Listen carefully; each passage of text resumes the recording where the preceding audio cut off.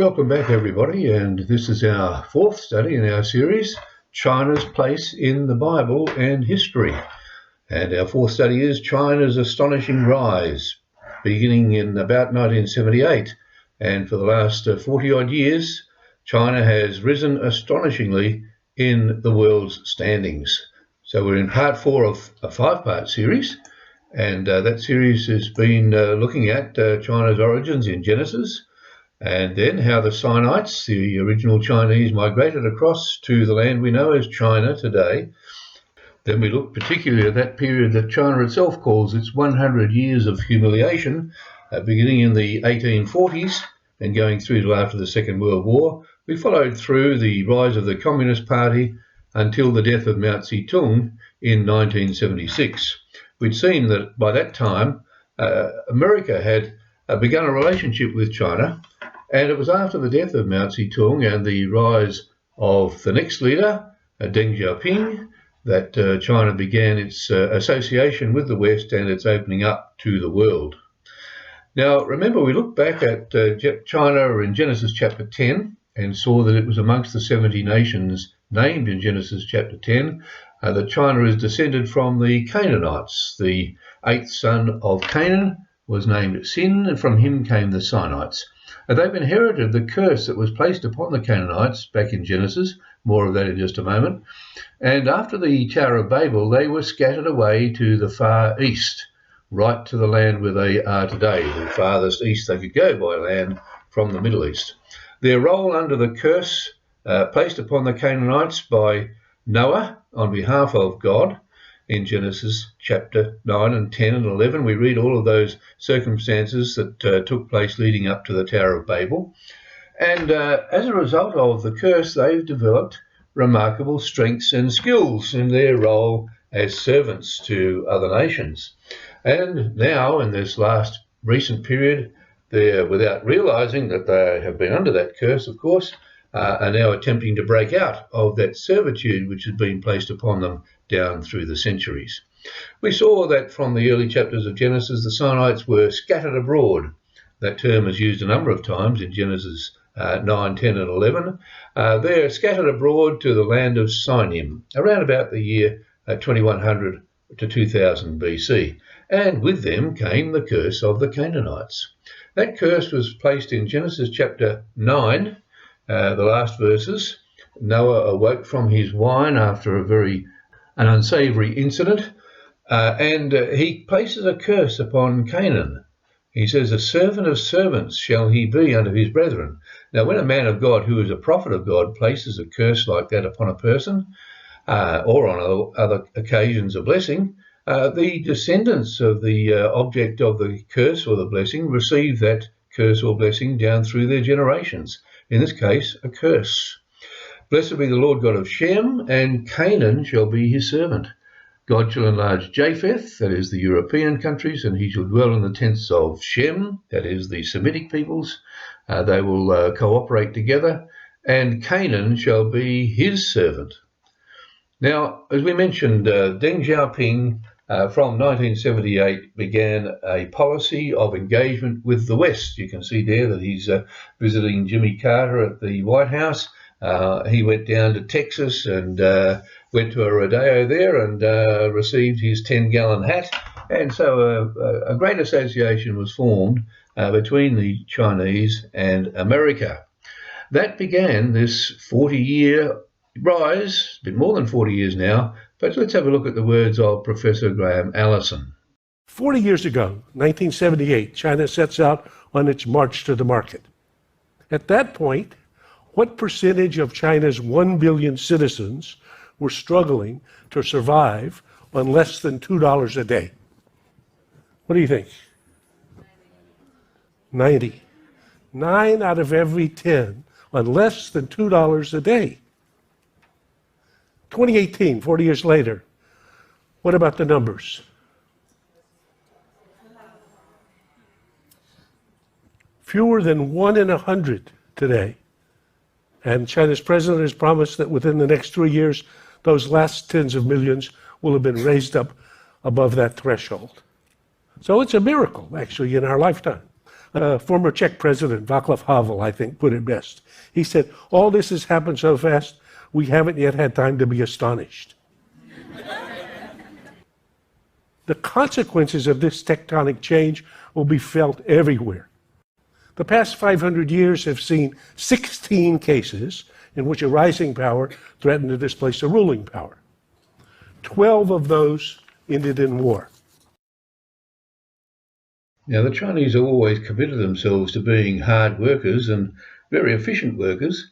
In the 1800s, approximately, the Chinese migrated to many different countries. The Chinese coolies became renowned for their willingness to work hard, very adaptable to different forms of hard labour, we might say, often for very low pay. But they were efficient workers, they were very reliable and competent workers. Noah, remember, back in Genesis chapter 9, speaks of Canaan and his descendants, including the Sinites, that they would be servants of servants. They knew how to work hard and they knew how to work well. But when it became obvious that they would become a good source for manufacturing for many other countries, as a result of the opening up to the West, China opened many, many factories with multiple workers, process workers working very hard, very diligently. And of course, they became more than just process workers. As time went on, they became highly qualified workers. Here's an example, the Nike shoe assembly factory in China. And many people in China still work for less than $5 a day. Here's another example of them working in an electronics factory, assembly workers in China. Many, many products are produced from such large factories with constant and willing workers. Now, as China began to open up their trade with the West, many Western leaders believed that China would actually change in character and that they would soon adopt Western values. Well, we know that over time that has proven not to be the case. Western leaders have been wrong in assessing what would happen as China opened up. In fact, we well remember the 1989 Tiananmen Square massacre, and China continues to put down protests in a pretty heavy-handed way. Now, the example, of course, in 1997 of the return of Hong Kong to China on the basis of an agreement where there would be a dual government relationship between Hong Kong and China, a transition agreement that was to run for 50 years where China would grant continued independence in many respects to Hong Kong. Well, that fell apart, and we know the result of that. China seems ready to outlaw what it considers sedition and terrorism with a National Security Act aimed at stopping Hong Kong's pro-democracy forces. The millions who took part in protests against China's encroachment on democratic rights last year.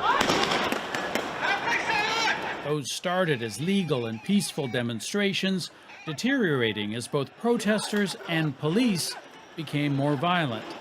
Yes, the Hong Kong demonstrations were brutally suppressed as the world watched with very little that they could do about it, really. The British, who'd handed over Hong Kong, wiped their hands of what was going on there and weren't supportive at all of those who were trying to maintain their freedoms in Hong Kong. And now China has well and truly absorbed Hong Kong into its overall national structure. Democracy has been shut down. Now, without realising it, of course, down through history, China has been subject to the Canaanite curse.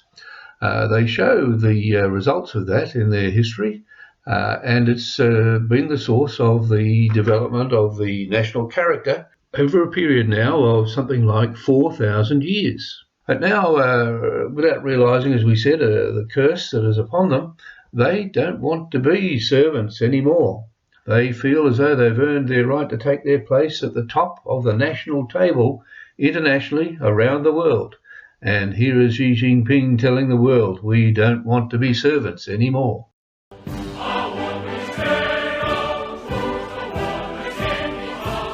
中国人民也绝不允许任何外来势力欺负、压迫、奴役我们。谁妄想这样干，必将在14多亿中国人民用血肉铸成的钢铁长城面前碰得头破血流。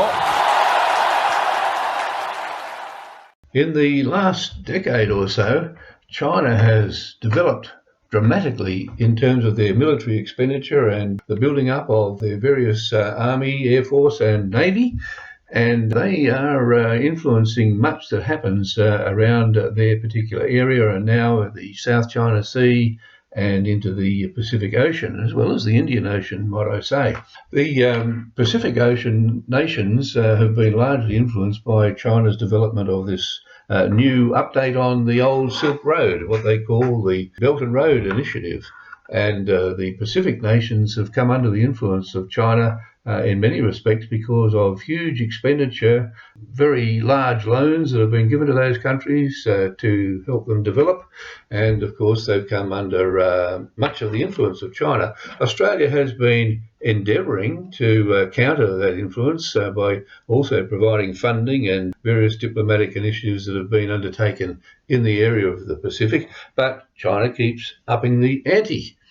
And you can see from this map and chart just how much money China has been putting into the area and territories around Australia, buying a lot of influence in so doing. And there are great concerns about China's dealings even within Australia with the Victorian government and their control of the port of Darwin and the big coal port of Newcastle, very much under the influence of Chinese ownership.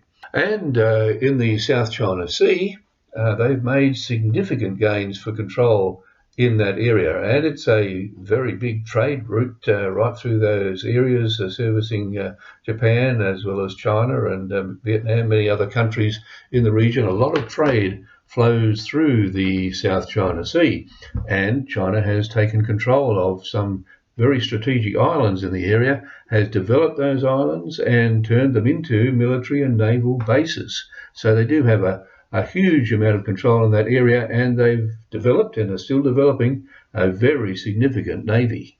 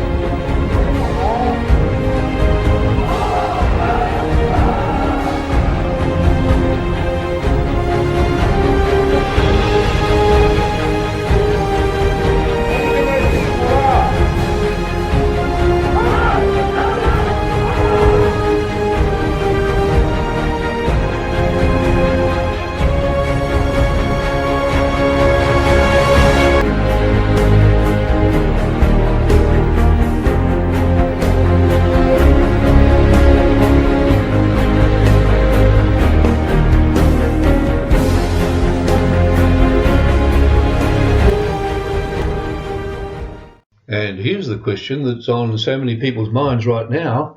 Is China going to try to take back Taiwan by force?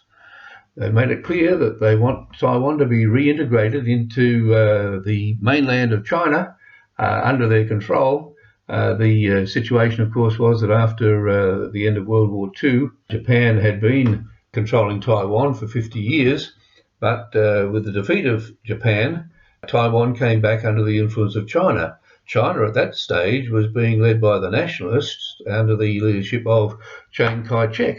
The civil war was still raging internally within China, with Mao endeavouring to overthrow Chiang Kai-shek, and eventually in 1949, 4 years after the end of the Second World War, the Communist Party under Mao was victorious, and Chiang Kai-shek and his 2 million strong army of nationalists moved across to Taiwan.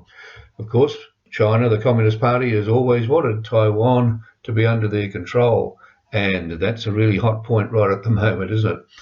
So the other question that could result in a war with China, with other nations of the world, involves North Korea. North Korea is being supported by China, as it is a rogue state, as we know, and totally unpredictable, firing off missiles, testing them all over the place nearby, and having access to nuclear weapons. Could North Korea spark a conflict and China enter into a conflict with that as well? Of course, we all know that over the last 2 years, a virus sourced in China has caused fear and trouble around the world. It's been a terrible situation, and nothing has been resolved. It's not over yet by any stretch of the imagination. And many countries, of course, are asking just what did China have to do with the escaping of this virus? Of course, China is so strong and so influential internationally now that countries are too frightened to ask them too much about the virus, where it came from, and was it really something that they'd been experimenting with? Should China be held accountable? Should they make international reparations? Well, that's something we're really not likely to see, are we? But it's been a fearful disease. More than 5 million people around the world have died. So many countries, virtually every country in the world, affected, both in terms of medical issues and economic problems. But the medical facilities in many countries of the world have been absolutely stretched to the limit, and there has been fear in many, many countries as a result of this virus. Stretchers, row after row. Comatose patients in isolation rooms. Every surface is dangerous, and so is the air, especially during an intubation. Every day you're thinking, am I going to get really sick? Am I going to be able to recover? Am I going to be one of those young people that, for whatever reason, dies from this? The history of this pandemic will be remembered not for briefings at the White House, but for the heartache in the hot zone. Okay, they're pulling out another one.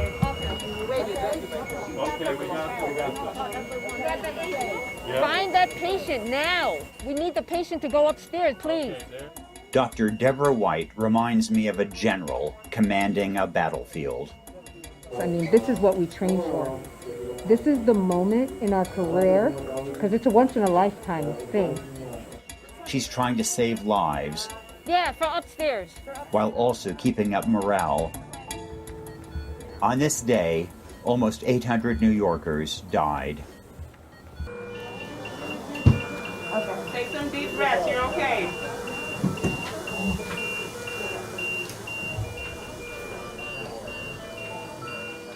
Doctors and nurses are risking their lives. I was in the intensive care unit. The second patient who came in and was tested positive was a 27-year-old. I'm 29 right now. I spent 12 hours by his bedside with all my PPE on. He would grab my hand and I just kept telling him that everything is going to be okay, that we were doing the best we could. But I could see the fear in his eyes, and it was heartbreaking because this is still so new to us. As you know, throughout this series, we've been concentrating on the rise of China and its history from a Bible perspective, knowing that China was descended from the Canaanites and came under the curse of the Canaanites down through its history. It does explain a lot of our perspectives about China as we look at it and see it from that biblical point of view. China has been under the curse of servitude down through history. That hasn't stopped their development in any way, and they've certainly become quite a significant civilization. Now, as they try to break free of that servant status, as we've seen over the last 40 years, we're seeing significant conflict perhaps arising as a result of that. You can see from this illustration how people are asking themselves, well, China has sort of come out of the genie's bottle over this period of time. Is it possible to put China's genie back into the bottle? Well, that's a significant question. But let's look at some of the amazing events which have taken place in recent times as China has risen from its servant status and is now endeavouring to take its place amongst the great nations of the world. We'll look at China's amazing progress from the point of view of its high-speed rail network, the tremendous cities that have been built, many of them with GDPs, just the city itself, much larger than many, many other countries of the world. And we'll look at its spectacular highways and bridges as it's developed its huge infrastructure. It's absolutely amazing.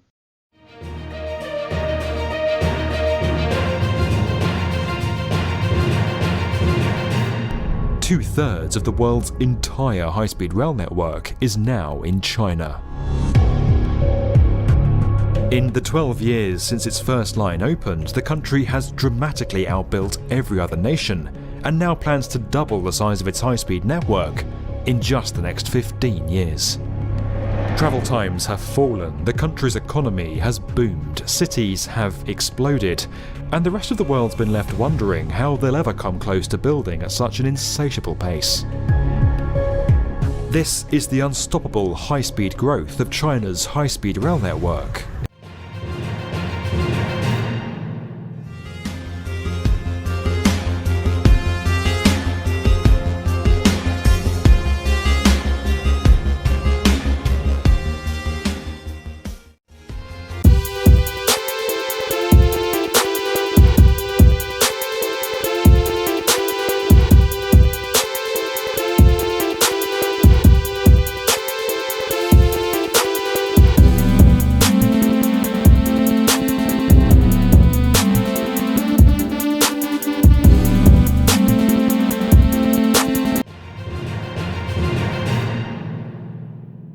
James and I got back onto what is fast becoming the eighth wonder of the world.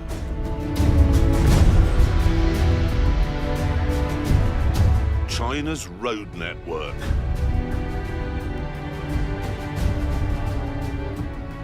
In 1988, China had no motorways at all. And now, 30 years later, it has 84,000 miles of them. That's more than any other country in the world.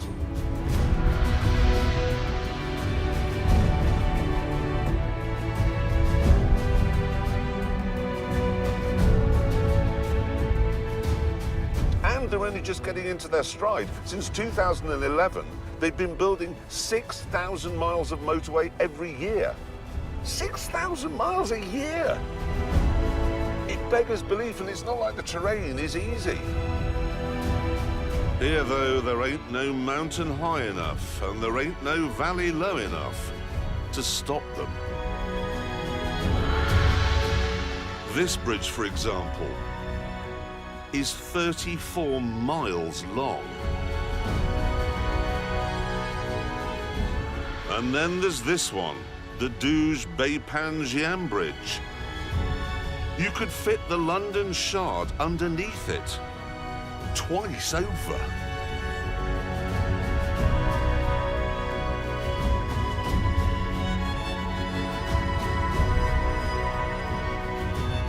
I'm telling you, in Britain, we're doomed.